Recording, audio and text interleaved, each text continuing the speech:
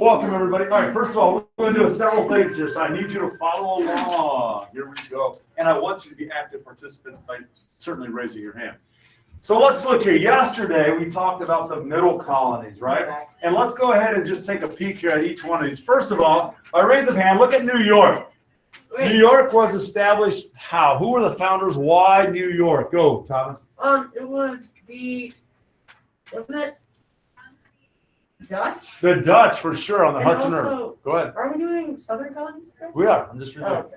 Okay, so the Dutch, right? Certainly the Dutch in New York, right? And remember, they had trading partners here with the Iroquois, which are located in the Finger Lakes up here. And they had a very lucrative, positive relationship. I know, they're not like the French, though. Remember how the French would give them stuff? Because they weren't about giving stuff away, because that means lost money, right? So they're talking about profit. And again, one thing unique about New York. Who's been to New York City? Anybody know? I've asked that several times. My dad has. It's a really cool place. If you haven't get a chance to go there sometime in your life. But understand, too, that if you go to New York today, it's very diverse. You have about every ethnicity in the world represented in New York City. And here, and it really starts from right here. Because the Dutch didn't really care if you were a Jew, didn't care if you were Catholic, didn't care if you were Protestant, didn't care if you were whatever. As long as we're making money, who cares, right? I know that seems like a novel idea today, but certainly back then, that was, okay? So the Dutch, control that area. Remember, this is the Dutch wedge, though, right here. Okay, and this wedge, here's English, and this Dutch wedge here, and that's why they took it over back in 1664, okay, the British. All right, so very good. What about, now I'm going to use New Jersey. New Jersey simply is an extension. This line wasn't here back then, okay? New York was all of that. To understand New Jersey, you got to understand King Charles II, his brother, the Duke of York, James II, and he would give this plot away to two of his friends. Okay, one was Lord Berkeley, and the other was Sir Cotterell, right? And this became what we know as New Jersey. All right. Now this one is really important. Pennsylvania. Pennsylvania, again, this line right here wasn't there. So oftentimes it's called the lower county of Pennsylvania, which is today Delaware. But how did Pennsylvania get started? Do you remember yesterday during, I know it's kind of hard in your video conferencing. Miss Crayley, do you remember?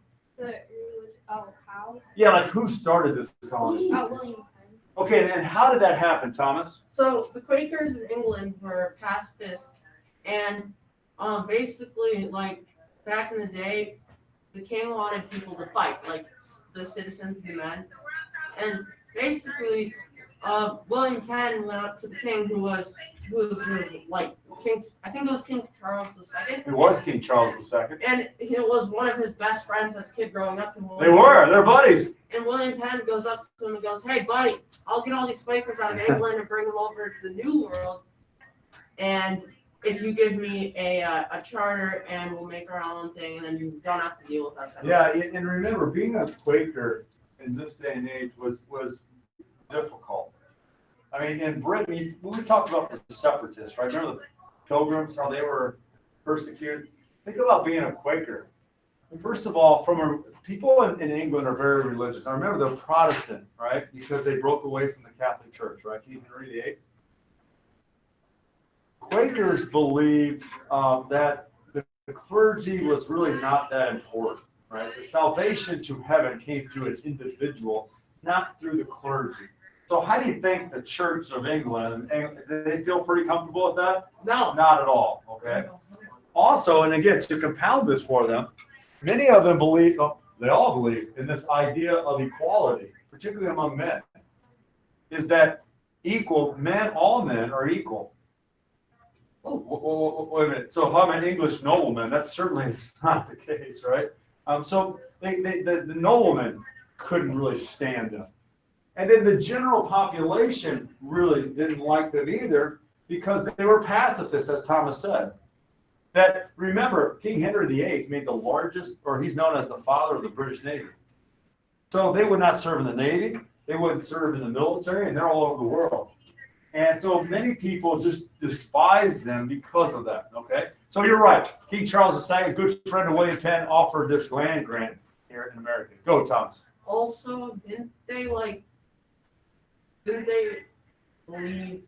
Oh, didn't they believe that like all religions were basically determined by an individual and not by? Yeah, this is where the Oh, sorry. This is what I was Go ahead, actually quickly. gonna say.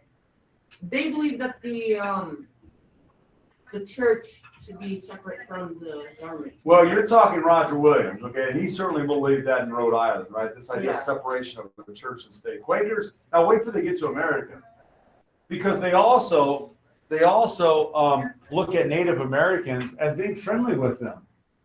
This is certainly not the case in early colonial time. Matter of fact, they even offered to, why shouldn't we pay Native Americans for their land? This is not going to go over well with colonists here either, okay? So William Penn comes here, and he calls this truly the holy experiment, because he's going to allow not only, I mean, not just in words, but I mean in a state constitution, that all religions are welcome. How do you think the Puritans would have thought of that? Right? Probably. Certainly not, right? They were very they're not tolerant of other things. So this was truly a holy experiment, okay? No doubt about it. All right, and Delaware is just a subsidiary. Most of them were Swedish, and they broke off and became Delaware today. Okay, everybody good with that? You remember that from yesterday? Yeah. All right, we did this. And we're here. No, we're here. Okay, so let's take a look here. How many people have ever been down to maybe Virginia, North Carolina, South Carolina, Georgia? DC. Yes, a lot of you probably have been to those areas before. Okay, beautiful areas, nice weather. Now, remember, when we look at New England, if people always ask, like, how did America get started? Well, it depends. Like, it depends on where you're talking about, right? It's not just one thing. Certainly the Puritans and Massachusetts Bay Colony, it's religious freedom. So is Rhode Island. So is Connecticut. No doubt about it. But others in the South, which you are talking about, we're not that way. Okay, in this case, we already know about Virginia. Right? What was the very first permanent settlement in Virginia? You remember? 1607. Yes. Jamestown, that's right. Okay, Jamestown became a boom town, not because of religious freedom, but why? Tobacco. I can only hear hands. What condition I have, Mr. Thomas? Go. Tobacco. Tobacco, no doubt about it. Okay? All right, so I want to keep this in mind here. We're going to come back to this here shortly. All right, so Virginia. Maryland. Now, Maryland is a whole different story. There's a guy by the name of Lord Baltimore. He's in England. And he is originally a Protestant, but then he converts to Catholicism. He had a very promising career, political career in England. But remember, being Catholic in England wasn't very popular at all. So he kind of like whatever political influence he had, he You lost it. well he asked at the very last part. He asked the king, can we start a new charter in England? Okay, this would be called Maryland. Okay. Now, Maryland, unfortunately, he would die, but his son, which is ironically good for us, his name is Lord Baltimore as well, so we don't have to remember Lord Baltimore, would pick up the mantle and actually take it to America. Now, a couple things about Maryland. Anybody been to Maryland before? Maybe D.C. or that area? Yeah, if you ever go, this is Maryland. Maryland was created on the premise of this, that is a refuge for Catholics to come freely. But not only that, they have this act called the Act of Toleration, which said that, this is crazy, that Protestants and Catholics can live here side by side without any problem. Okay, so a revolutionary idea there, particularly in this time and age. Now, I'd like to say that it's more exciting in the Carolinas, but simply it was 8 rich people who bought it, and then they kind of split it up. But they got to understand, too, it all has to do with agriculture here. Because remember, what in Virginia was the primary crop? What was it, Jade? Around the James River. Thank you, Thomas. That's right, tobacco. Oh, I heard it. I hear everything. I hear everything, Mr. Thomas. Now, right here, many of these people who lived in Virginia, because there's no boundary here, are moving south into North Carolina. Many of these are tobacco farms in Carolina, but there's something way different in South Carolina. And in South Carolina, they start to grow crops called rice and indigo. Right? Yeah. And didn't they grow maize? Well, corn is a staple, has been a staple here in North America for a long time, but certainly not the cash crops. The ones that make money is rice and indigo. Okay, now we can go over that, but it's very labor intensive.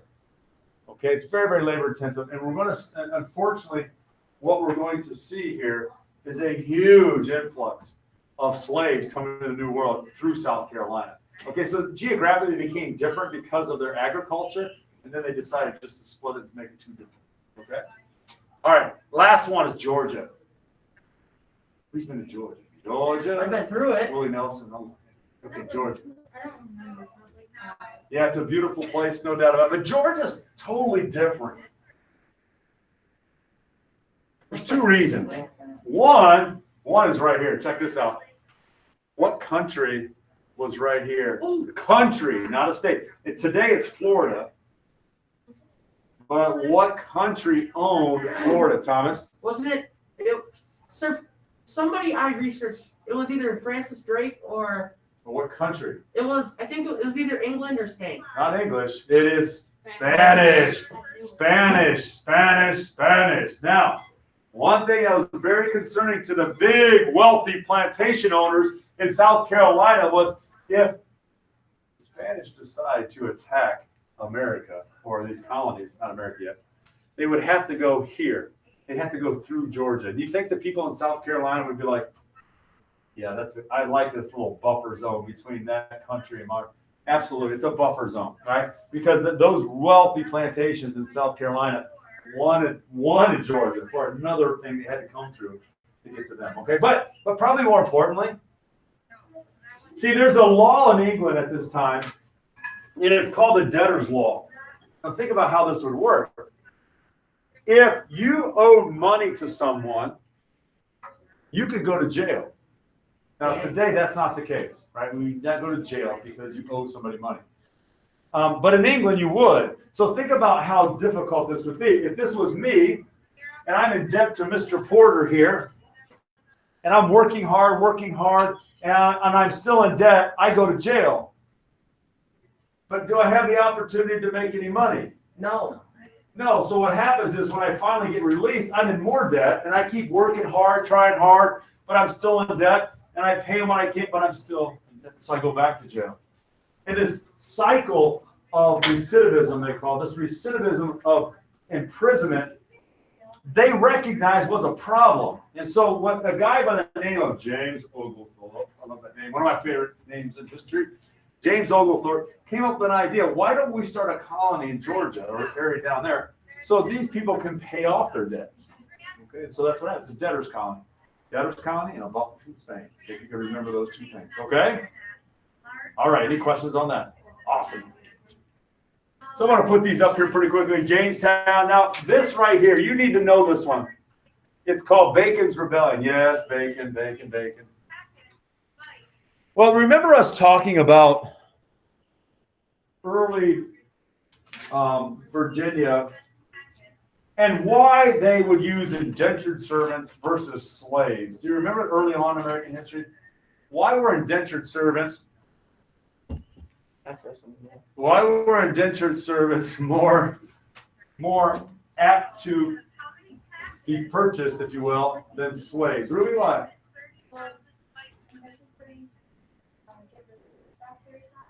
Okay, but why would that be an advantage if I'm the person buying them? Why would that be a plus? Yes, that's the key. I mean, slaves were roughly around 100 pounds, whereas an indentured servant, if I paid somebody, it was 15 pounds.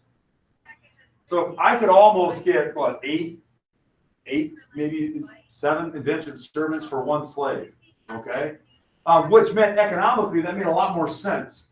So my point in all this is a lot of people in Virginia were indentured servants, but their freedom dues were coming up. They were getting released. After 5 to 7 years, now they're free. And which way do you think they're going?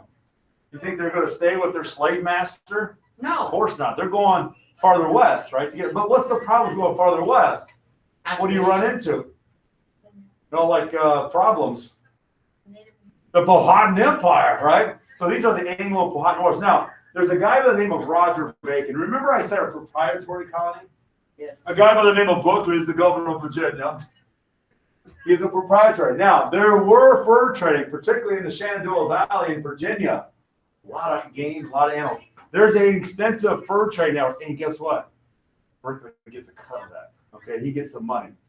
Well, the problem was people like Nathaniel Bacon, who was an indentured servant, are constantly in turmoil with the Native Americans, and I mean brutality like you would never even imagine.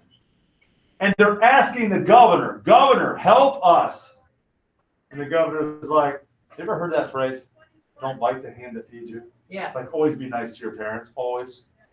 They're feeding you, they're clothing you, right? And they're providing for you. So what does that mean? Don't bite the hand that feeds you. This is the way he thinks about it. Yeah. Like, so it's kind of metaphoric in a way, but I guess you could think about it literally in the sense of a dog.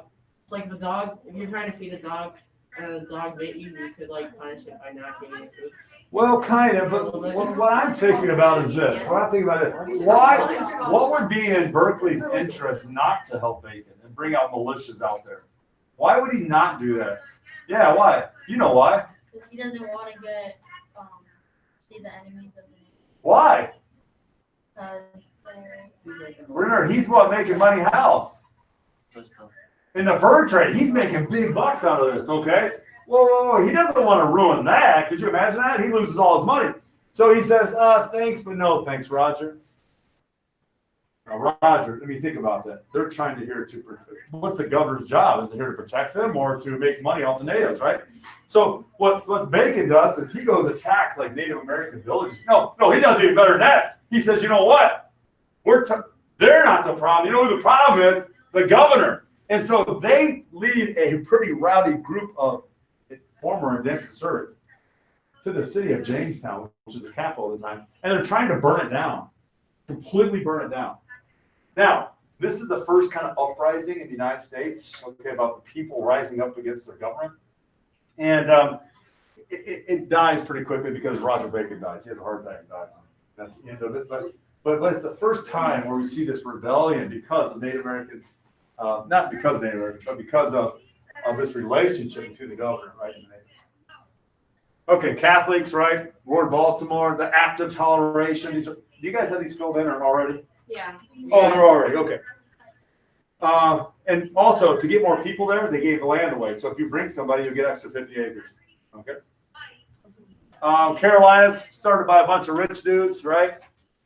Now the problem is that they're going to split this up here because of rice and indigo and tobacco in North Carolina. Okay. And Georgia, like Willie Nelson, Georgia. I got Georgia on my mind right here. Is that started by a guy named James Overport, right? And remember, there's two reasons of Georgia. One, a debtor's colony, and a buffer zone between Spain. Okay? All right, there are your 13 colonies. Our 13 stripes on the U.S. flag come from right here. What's that? Yeah, do you think you could explain every one of them?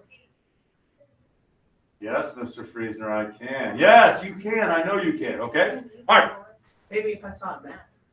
All right, so here we go. We're going to do this here. This is the last one. I won't show you any more of these, but I think this is really good. Okay? So please follow along at home and fill this out in your worksheet right here.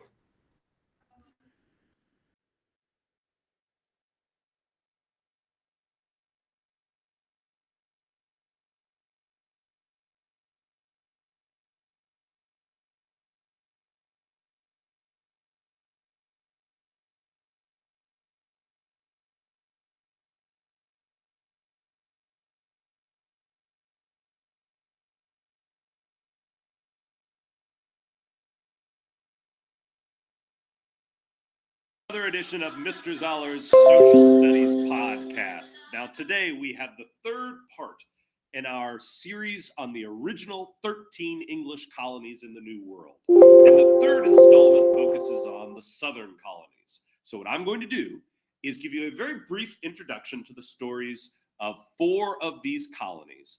And what I'm going to ask you to do is determine who is the founder of each of these colonies and why was that colony founded. Are you ready? All right, let's get started. Now, our story today actually begins with a line of latitude, a very famous line of latitude in American history called the Mason-Dixon line.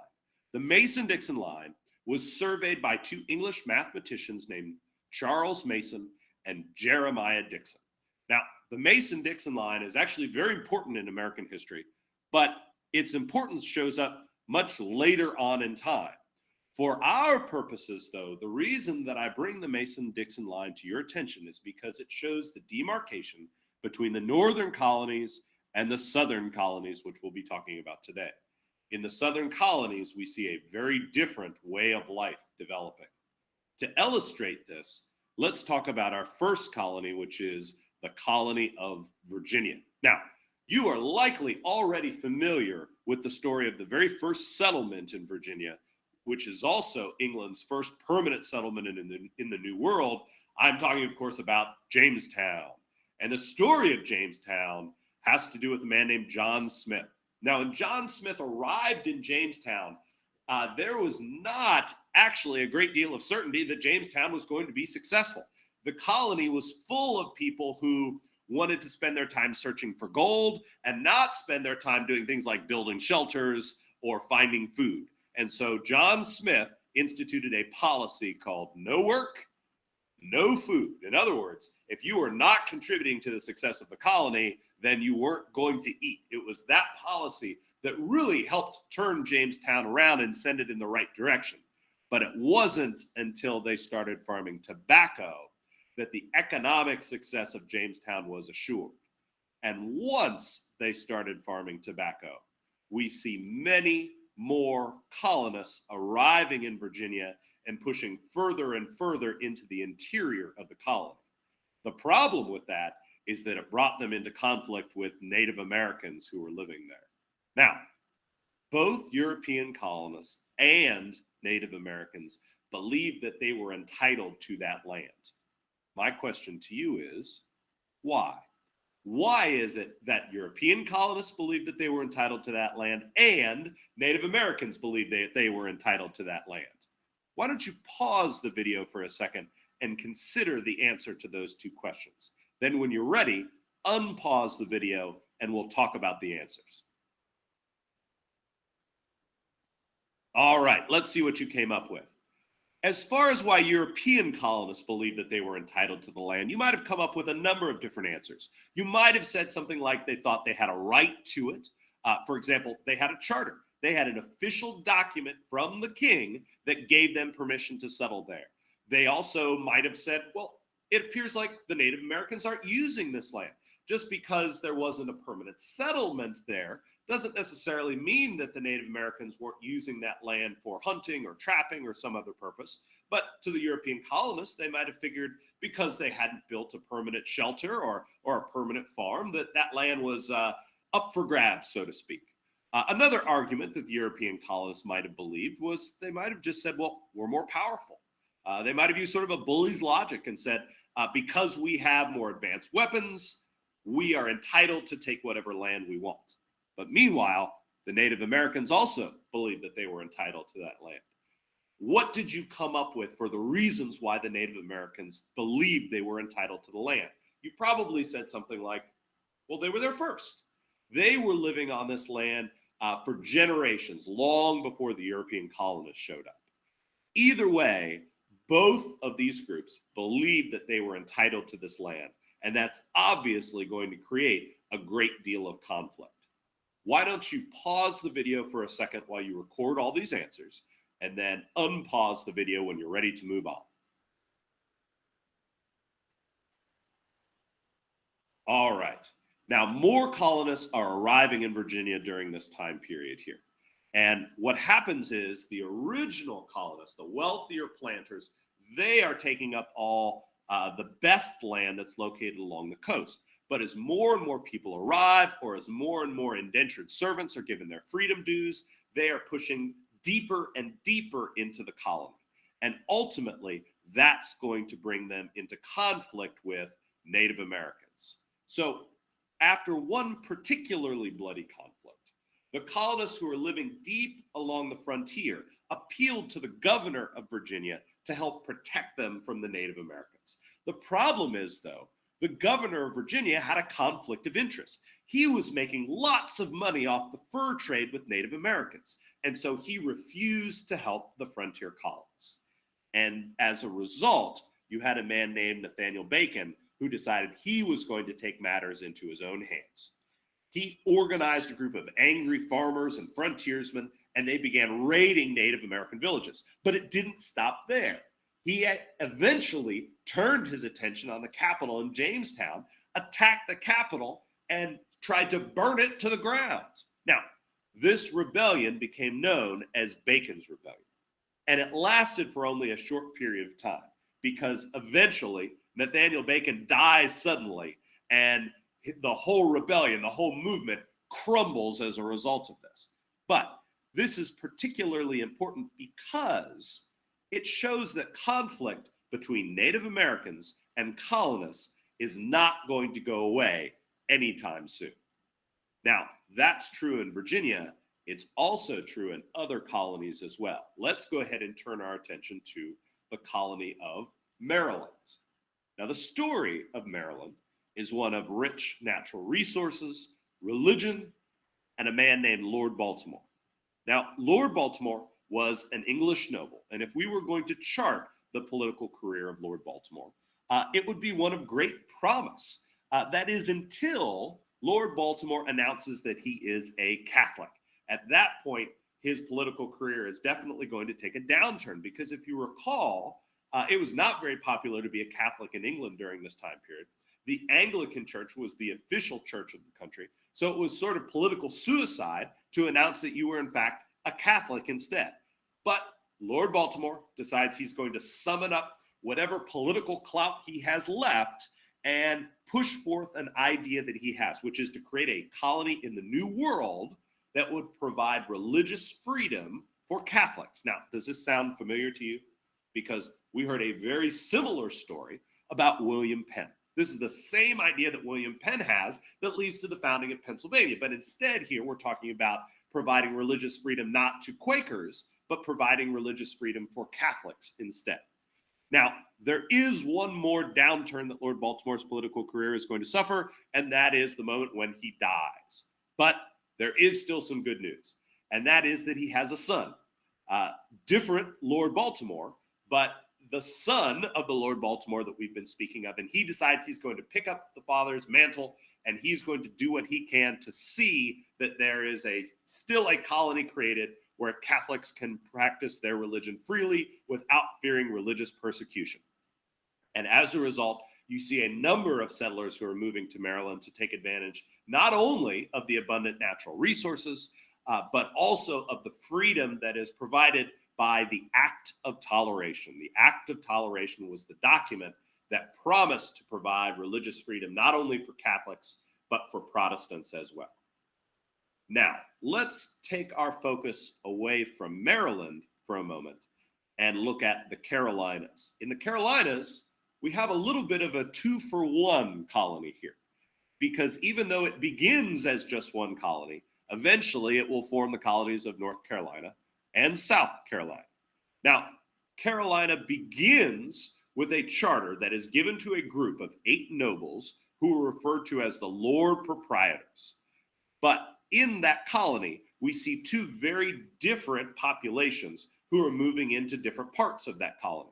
The northern part of the colony is primarily made up of farmers with very small farms who are growing tobacco. These are colonists who are moving down south from the colony of Virginia, located just north of the Carolinas. In the southern part of the colony, though, we see very different colonists moving in. We see very large plantations, similar to what we would have seen in the Caribbean during that time period. And eventually what happens is it's determined that because you have 2 very different populations living in 2 different parts of the colony, that they would be split apart. Each one would have their own individual charter, and they would create 2 separate colonies. But one more thing that we need to talk about that comes out of the Carolinas, and that is that as we see, especially these large plantations down in what will become South Carolina, as these plantation owners are moving in, they need a very large workforce for crops that they're planting, like rice, for example. And because of this need for a large workforce, that increasingly causes them to look towards slaves as a source of that labor. All right, one more colony for us to talk about is the colony of Georgia. Now, the story of Georgia involves a man named James Oglethorpe, And James Oglethorpe saw a very particular problem, and he believed that he could solve it. That particular problem that he was looking at was the English debt law. Now, the English debt law says that people who owed money to anyone, including private citizens, could be put in jail until that debt was repaid. But I want you to stop and think about that for a second. So that says that you would be in jail because you can't pay your debts. But if you're in jail, that makes it awfully difficult for you to earn money to pay off your debts, which means that you're stuck in jail because you can't pay off your debts. But while you're in there, you're not able to earn any money. And do you see how we end up moving around and around and around in this very vicious circle? And so what James Oglethorpe decides is what we should do is create an alternative to throwing these people in jail. We should give them a chance to work off their debt. And he creates a new colony called Georgia. And in Georgia, colonists would have an opportunity to come across the Atlantic, live in this new colony, and repay the debts that they had accrued back in England. Oh, by the way, there is one more benefit of the colony of Georgia, and that is that just south of Georgia was a colony owned by the Spanish. So we have Spanish Florida bordering our 13 colonies. Well, if the Spanish had decided to attack the 13 colonies, they would have had to go through Georgia. So in other words, Georgia is not only formed as an opportunity for people in debt to make a fresh start, it also forms a defensive buffer zone between the Spanish Florida colony and the rest of the English 13 colonies. All right. Well, that's the last of our southern colonies. And so let's see how many of these answers you were able to come up with. Why don't you go ahead and pause the video and see how much of this chart you'd be able to fill in. And then when you're ready, go ahead and unpause the video. It's to provide.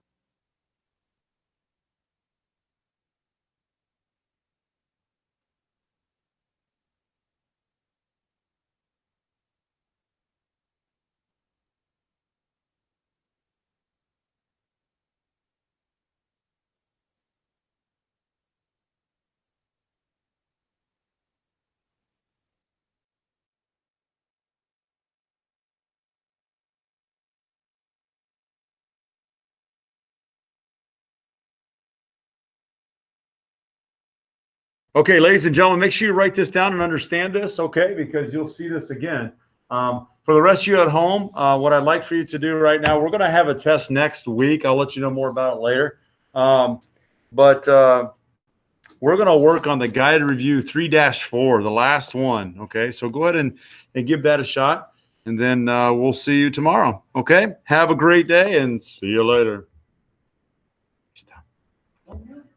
Just wait. I will tell you. I'm recording.